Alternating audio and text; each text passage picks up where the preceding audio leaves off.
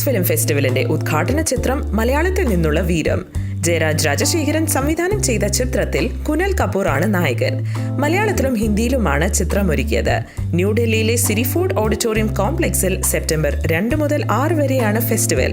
ബ്രിക്സിൽ Russia, India, China, ദക്ഷിണ Africa എന്നീ രാജ്യങ്ങളിലെ ചിത്രങ്ങളാണ് പ്രദർശിപ്പിക്കുക.